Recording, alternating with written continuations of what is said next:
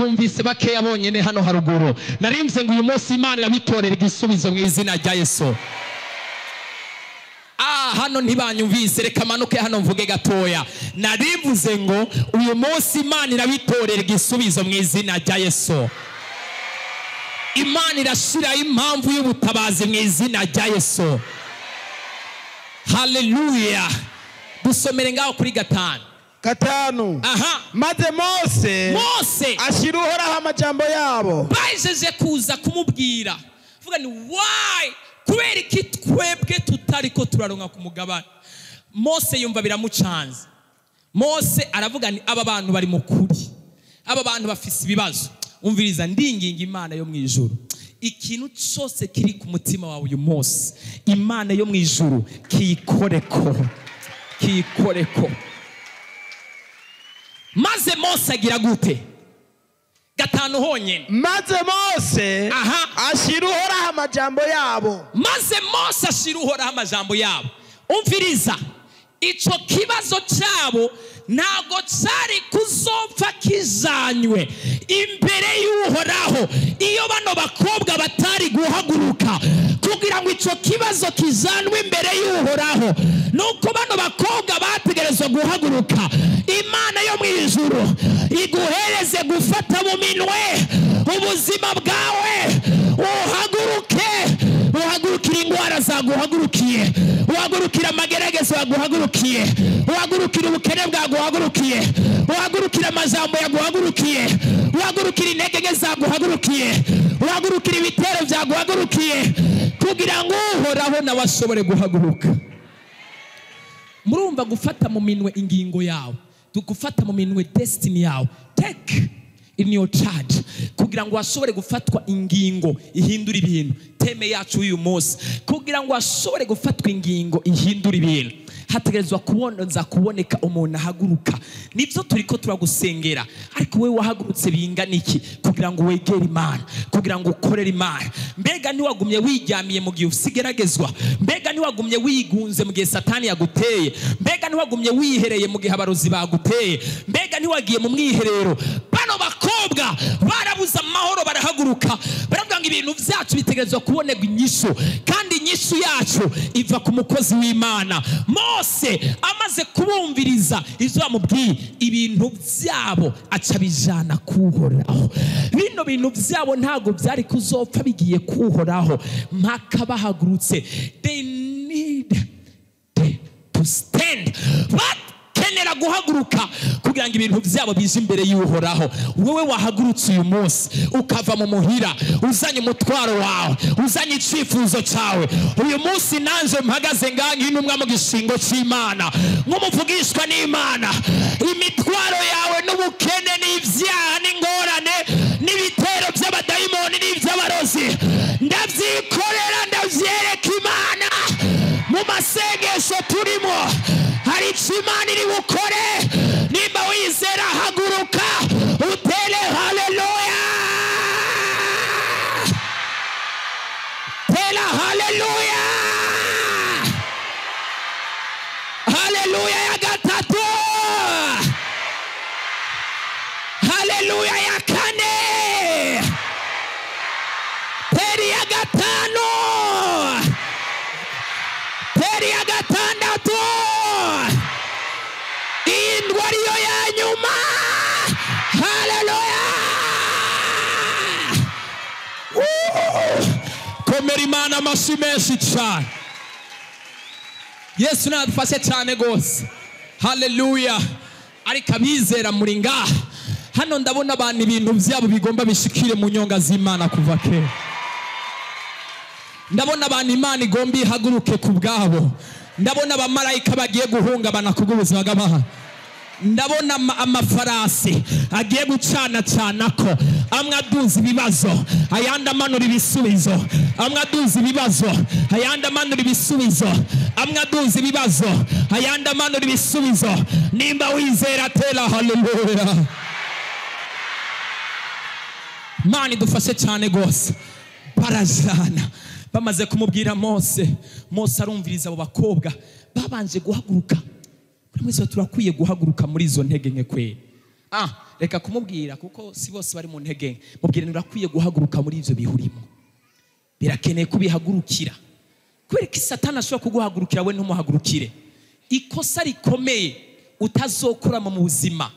Don't keep quiet when your assignment is under attack. Ntuze wigere uceceka ngo uhore igihe cyose uzobona ibyawe urudandazwa rwawe urugo rwawe abana bawe ubutunzi bwawe byatewe biri munsi y'ukuganza kw'abadayimoni. Ntuze wigere uceceka.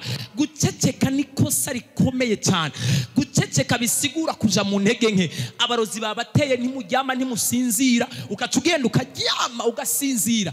Abarozi mbere no gusinzira utaronka itiro ukaguma winjira mu nzu. Abapfumu n'abarozi bataguhereza amahoro. Ikuzimu karande ziwanye indoto mbi zigucuranguza zigukubita zikumena. Abarozi umviriza ibibazo bihagurutse haguruka.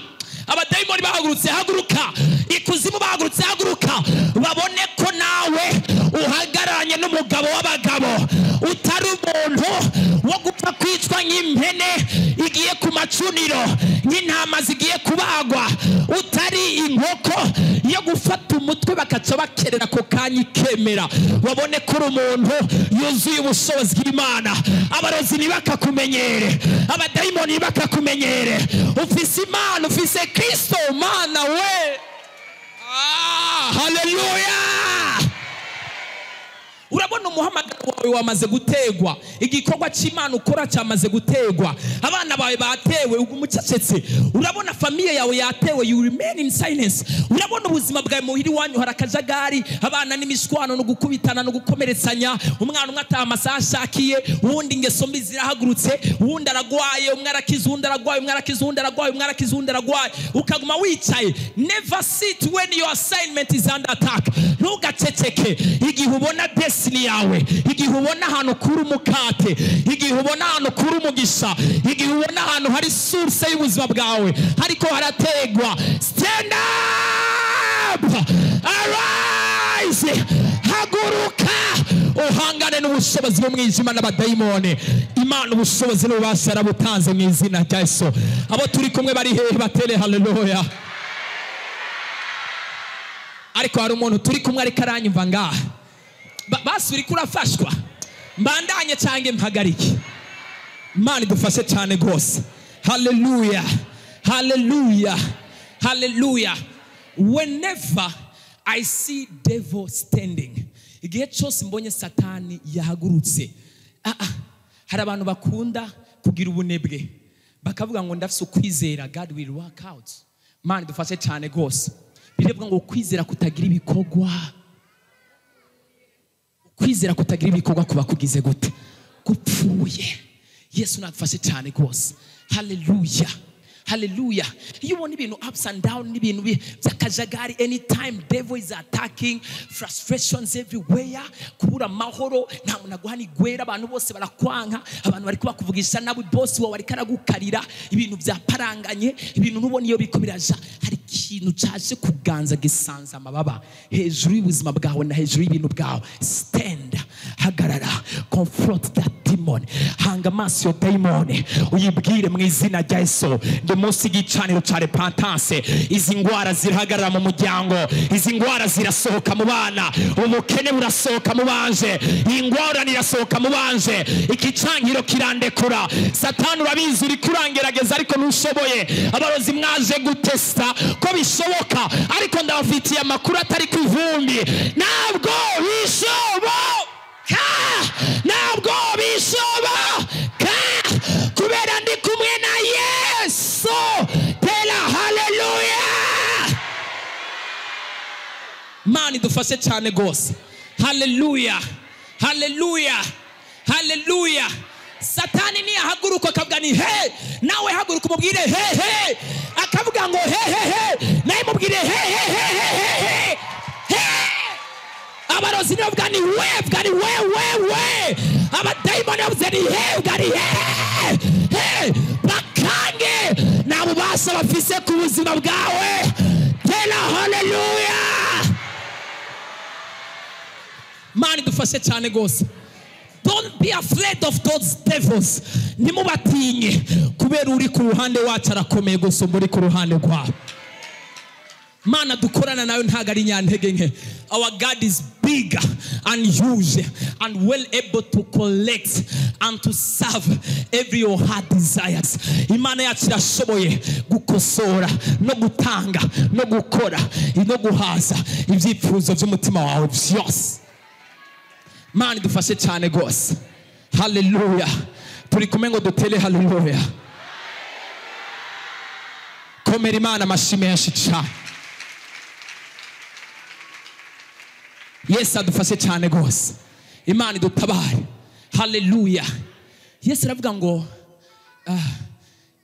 aravuga ngo ntimuhereze wa mugwaniza ikibanza.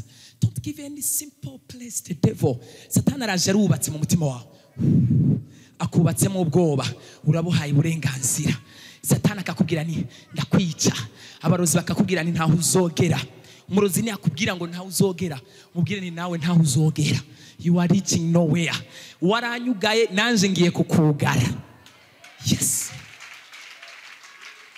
Kandi ubushobozi bw'Imana mfise burashobora kunyugurura, burashobora kumbohora, ariko wewe ubushobozi bwawe nta handi hantu uzobohoregwa kiretse Imana yo mwijuru yonyene yozokubohora. Yesu natufashe cyane gose. Umviriza, amasengesho dusenga, amasengesho yacu ntagarayo gukora ibitangaza n'ibyiza gusa. Mwe mwibaza hagiye iyo umuntu yaboshwe n'abadayimoni Imana ikamubohora, wibaza ko abarozi batagira consequences zikomeye cyane gose. Abarozi bose bahagaze imbere yawe wumva amatangazo yo kurangiza kwabo. Biravuga ngo ntimukemerere yuko umurozikazi abaho. Biravuga ngo ntimukemerere ko umurozikazi agira gute. Twebwe rero ntidukoresha amaboko n'ibindi byose. We use our power. We go on our knees. Tugahamagara inkomezi zacu, imbaraga zacu. We hold their breath. Turabakubita electricity y'umuriro, turabakubita ubushobozi bw'umuriro, turabakubita imbaraga z'umuriro, turabakubita ubushobozi. Hallelujah. Mose acajana uyu mutwaro imbere y'Imana. Kubera iki? Hariho abantu bagize gute? Bahagurutse. Bwira mugenzi wawe ndagusabye uhaguruke. Haguruka. Frema, haguruka. Uraza ahantu wicaye mu ntege nke. Uraza ahantu uri, haguruka.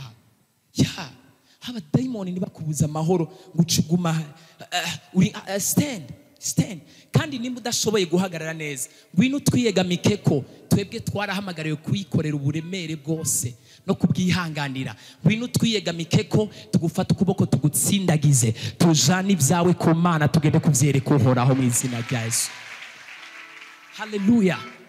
There is a verse, hari ijambo nasomye rirambwira ngo ubuntu, imbabazi za Kristo Yesu ntago zaje gupfira abagororotsi. Kristo Yesu byari kumara iki kuza gupfira abagororotsi? He didn't die for righteous people. Yaje gupfira abanyabyaha. Wewe nyene w'umunyantege nkuri kurigaya, wewe nyene abantu babwira kutabereye, wewe nyene w'umupagani babwira yuko udakwiriye kwinjira imbere y'Imana, utabereye imbere y'Imana. Yesu Kristo niwe yaje kubwawe.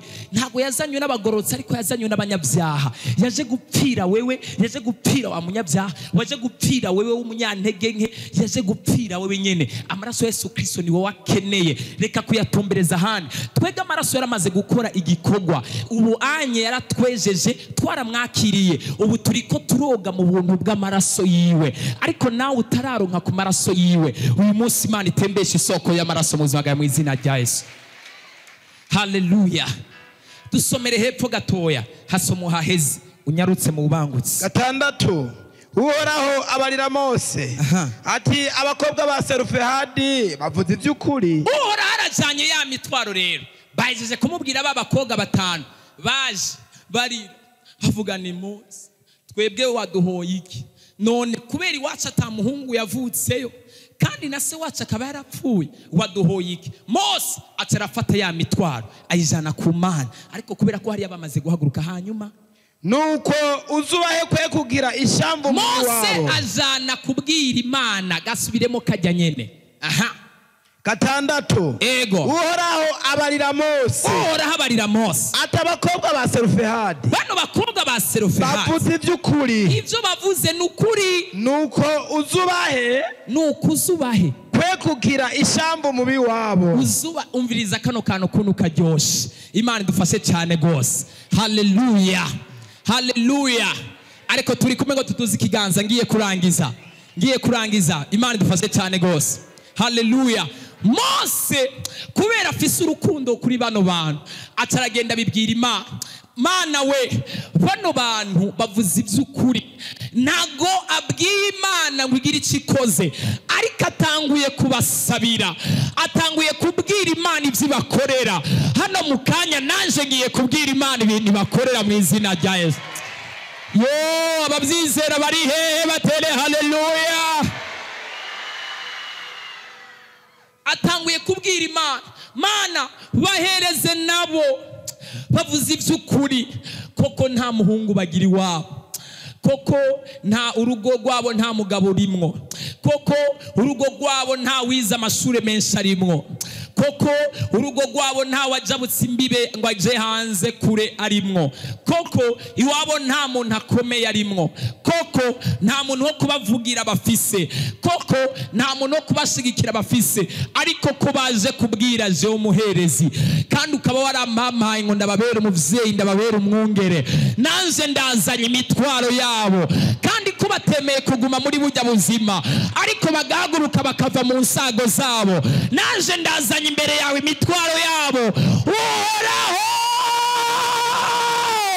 uhoraho gira icyo bakoreye bahereza ishamvu bahereza ibibanza bahereza ihanga uhoraho yumva gusenga kwabo dukomera Imana amashi ntago turaheza somo haheze ubashikirize ishamvu ya se bashikirize ishamvu ya se kandi ubarira Abisirayeli kandi ubwira Abisirayeli ati umuntu wese niyapfa adasize umuhungu umukobwa wiwe aze abariwe mushikiriza ishamvu yiwe umukobwa wiwe abariwe ashikirizwa ishamvu yiwe naho niyaba adasize umukobwa kandi niyaba adasize umukobwa muze mushikiriza ishamvu yiwe abo bavukana muze mushikiriza bavukana naho wogeza ngaho dukomera Imana amashi menshi. So here is this revelation. Hano hari hirino hishurirwa. Umviriza icyambere. Imana yo mwijuru ibi bintu byaba bakobwa ba Serufehadi yari ibizi kera. Ariko iragira gute? Irahora. Vuga ngo irahora. Umutwaro wabo yari yigize gute?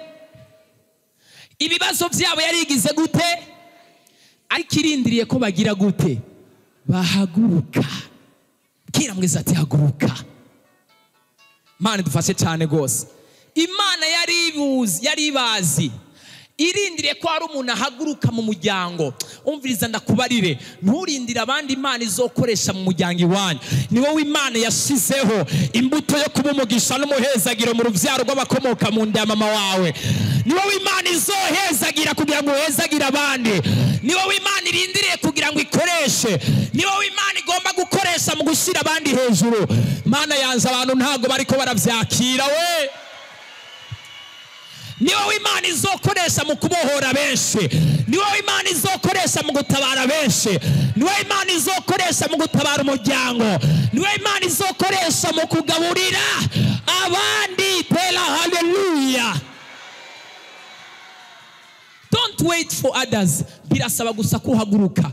Imana yari ibizi ariko irindiriye ko bagira gute? Bahaguruka.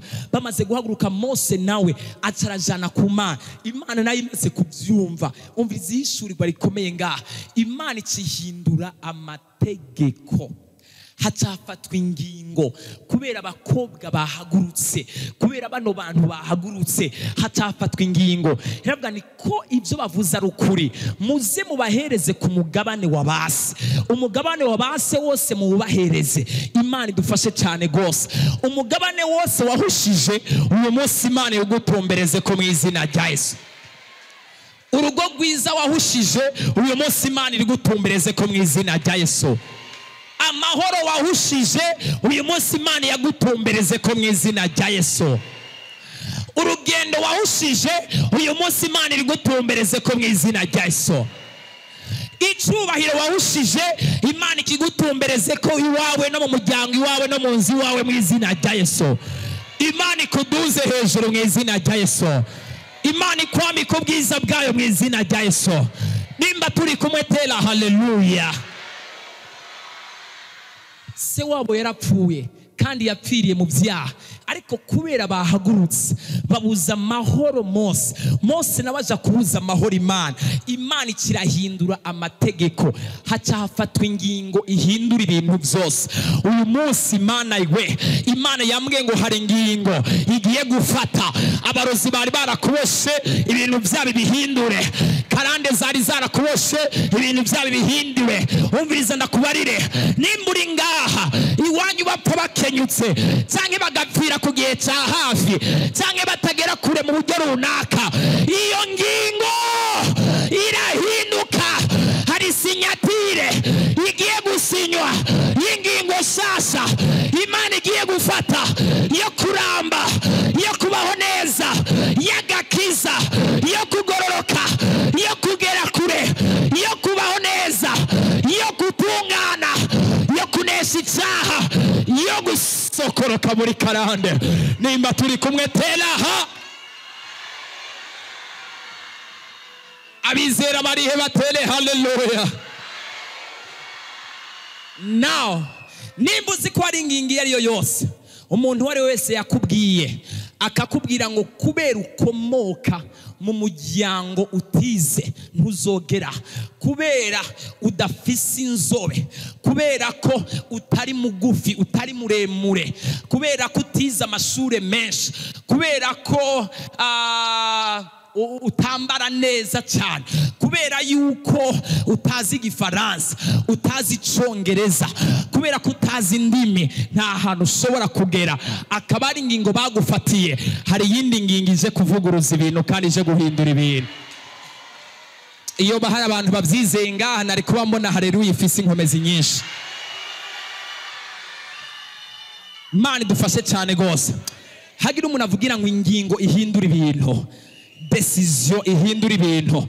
Imana idufashe cyane gose ko twahagurutse mu masengesho, ku masengesho maze iminsi ndiko ndasenga, ku Mana maze iminsi n'imbere, amajoro naraye ndiko ndasenga, amasaha n'umuruho tumaze iminsi turiko turarondera Imana yumva gusenga kwacu, Imana yampamagaye, Imana nkorana nayo, Imana ihindura amateka, Imana yabahamagaye ngaha mwese uyu munsi mukaba mwazanye ingingo zanyu zibaremereye, mwisanzemo mudafise uruhare, mutisanzemo mudashoboye kubikemura. Hari yindi ngingo tugira tuduze amavuta, tugira tuduze connection, tugira tuduze amasengesho, tugomba tuduze izindi imbaraga, tugomba duhamagara Imana. Hari yindi ngingo haleluya. Hari yindi ngingo Imana igomba ifata ubunyene. Hari yindi ngingo ihindura amateka y'ubuzima bwawe. Hari yindi ngingo iguhesha amahoro. Hari ingingo bagufatiye zikubuza amahoro. Hari ingingo bagufatiye zikubuza kuvyara. Hari ingingo bagufatiye zikubuza kugera kure. Hari ingingo bagufatiye zikubuza kubaka. Hari ingingo bagufatiye zikubuza amahoro meza. Hari ingingo bagufatiye zikubuza amagara meza. Hari izindi ngingo zivuye muri komite y'ijuru. Uyu mwanya nyene n'ijuru hakoranye komite y'abamarayika, umukuru wayo irongoye, ndabona ari data wa twese Imana yo mwijuru. Umukuru wa kabiri nawe ari ku ruhande, ndabona ari Yesu Kristo, umwana w'intama, umwagazi w'intama yadupfiriye ku musaraba i Golgotha. Umwanditsi ariwe sekretere ariko adusomera amakuru ari muri iyo nama y'iyo komite. Nimwe muyera tela haleluya, tela haleluya. Ingingo mukanya ziriko zirigwa. Hari ingingo Imana igomba ifate, kandi izo ngingo zigomba gufatwa zivuye muri iyo nama. Vuga ngo ariko inama yakora. Yo ariko abari ngaha bari batere haleluya. Ndinginga Imana izina ryawe rije ku mwanya w'imbere mu izina rya Yesu. Ndinginga Imana izina ryawe rije ku mwanya w'imbere mu izina rya Yesu. ariko mana yanjye muri ngaha aya mavuta ndiko ndumva mwege muri ko murayumva ibintu ndiko ndumva binzagata by'ibivutavuta mwege muri ko murabyumva kwe ko numva umenga no kwiruka nka koma induru nkagera kuri kaburimbo. Haleluya tera haleluya. Ndinginga Imana yo mwijuru ifata izina ryawe irihereze Yesu nawe aca pasa hariya anye amuhereze Mwemuyera nawe aca hamagara umukuru ashinzwe itumatumanaho ashinzwe communication mwijuru ariwe marayika Gabriel nawe aca afata ayo makuru ayamanukane ayazanire nitezwera juste guhera uyu mwanya Imana icihindura amateka abari ngaho barihe batele haleluya ongera haleluya. Niko ndabona amazina y'abantu agiye kwibukwa vuba cyane. Eazataya rablaseteke basenze mumufashe hari ubwiza bw'Imana buri hano hari amavuta y'Imana ariko aragendagenda hano hari imbaraga z'Imana ariko uri hano utere haleluya we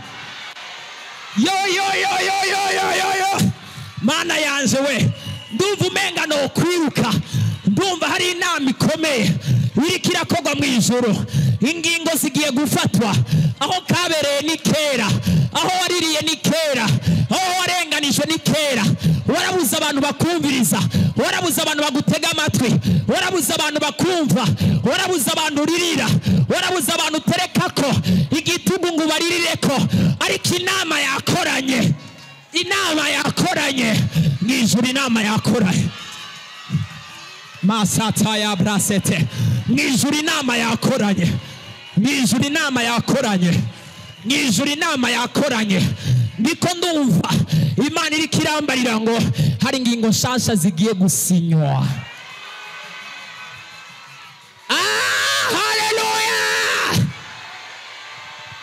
Haleluya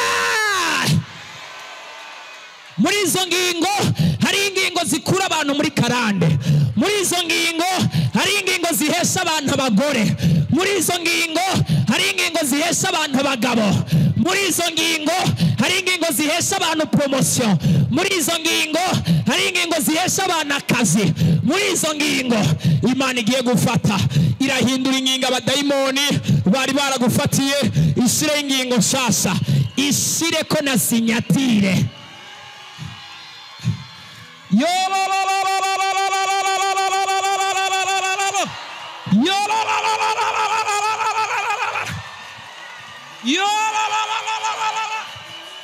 Tena haleluya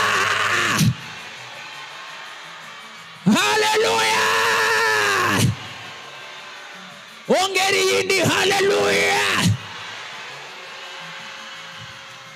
ingingo sasa zigiye gufatwa mu ijuru ingingo sasa zigiye gufatwa mu ijuru haleluya haleluya haleluya hari ingingo z'amavuta mashasha ntabwo ni rero umukozi wanje amaze iminsi mu masengesho ariko arasenga reka tugira akantu tumwongereye ko cyatumusi tela haleluya amazina y'abantu ariko arigwa muri izo ngingo zo mu ijuru hari abantu bamaze iminsi bahahazwa hari abantu bamaze iminsi barizwa hari abantu bamaze iminsi batonekwa hari abantu bamaze iminsi bakomerezwa hari abantu bamaze iminsi mu ngorane hariho ingingo ziko zirasinywa Imana igusinyire izina ryawe risinye izina ryawe rishira imbere marayika Gabriel aguhereko mu izina rya Yesu abo turi kumwe barihe batele haleluya ingingo ihindura ibintu tugiye kubisinya sawa gabanya gato Mana dufashe cyane tugiye gusinya ingingo ariko Mana